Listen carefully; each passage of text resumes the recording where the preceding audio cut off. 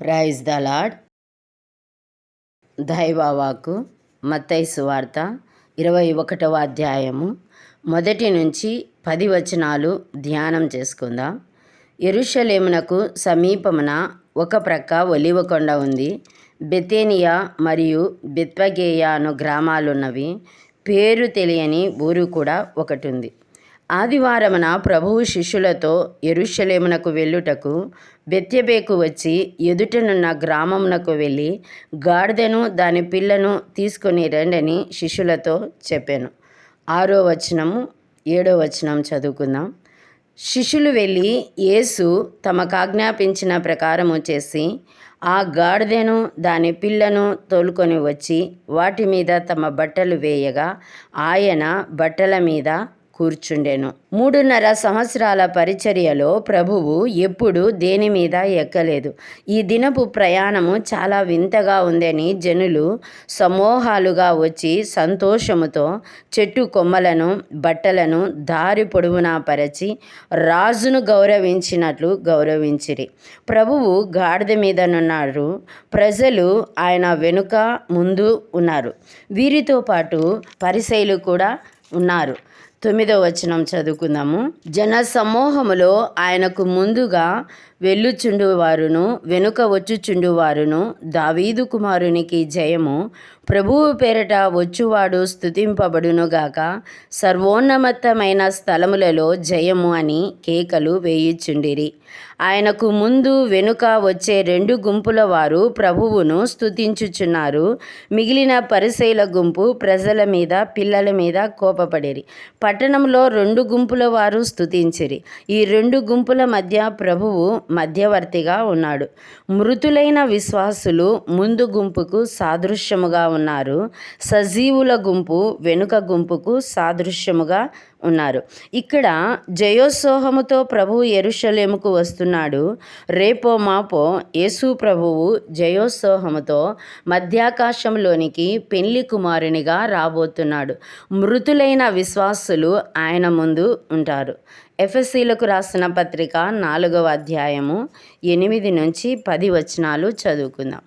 అందుచేత ఆయన ఆరోహణమైనప్పుడు చెరను చెరగా పట్టుకొని పోయి మనుషులకు ఈవులను అనుగ్రహించెనని చెప్పబడి ఉన్నది. ఆరోహణమాయనగా ఆయన భూమి యొక్క క్రింది భాగములకు దిగననియు అర్థమిచ్చుచున్నది గదా. దిగినవాడు తానే సమస్తమును నింపునట్లు ఆకాశ మండలములన్నింటికంటే మరి పైకి ఆరోహణమైన వాడునై ఉన్నాడు. ఇక్కడ యేసు ప్రభువు సిలువ మీద పలికిన 2వ మాటను మనము గుర్తుకు తెచ్చుకుందాం.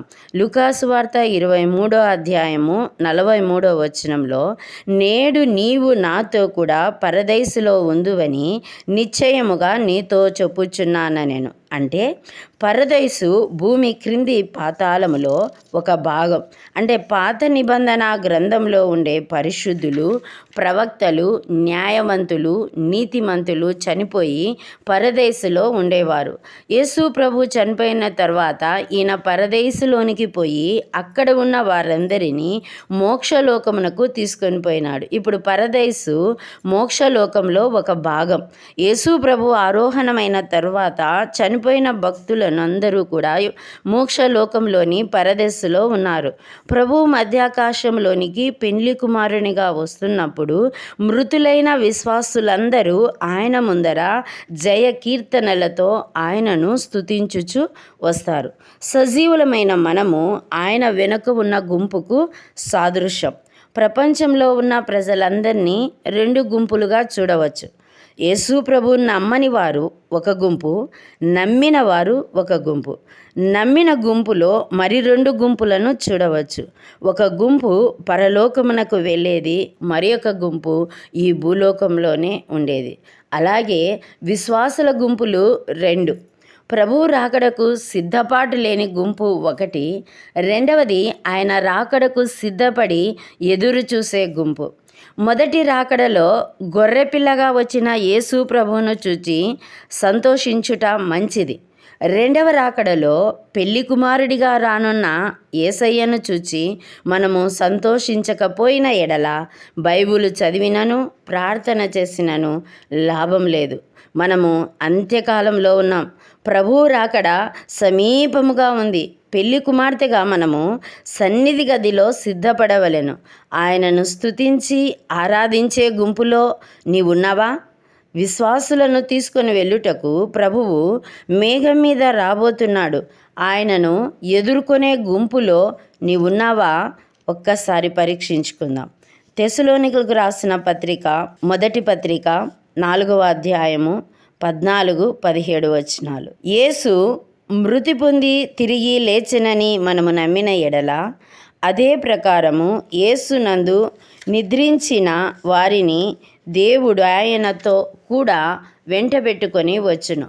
మేము ప్రభువు మాటను బట్టి మీతో చెప్పున్నదేమనగా, ప్రభు రాకడ వరకు సజీవులమై నిలిచియుండు మనము నిద్రించిన వారికంటే ముందుగా ఆయన సన్నిధి చేరము.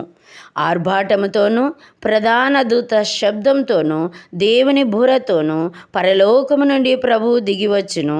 క్రీస్తునందుండి మృతులైన వారు మొదట లేతురు. ఆ మీదట సజీవులమై నిలిచియుండు మనము వారితో కూడా ఏకముగా ప్రభువును ఎదుర్కొనుటకు ఆకాశ మండలమునకు మేఘముల మీద కొనిపోబడుదుము. కాగా మనము సదాకాలము ప్రభువుతో కూడా ఉందుము. మధ్యాకాశములో మహిమ మేఘము మీదికి ప్రభువు రాగా, పైనుండి మృతులు, క్రింద నుండి సజీవులు కలుసుకొందురు. ప్రభువుతో 2 గుంపుల వారు నూతన యెరూషలేమునకు వెళ్ళుదురు. పరిసయ్యుల వలె ప్రభువు రాకడను అపేక్షించేవారు ఇక్కడే ఉండిపోతారు. 7 ఏండ్ల శ్రమల కాలంలో వారుంటారు.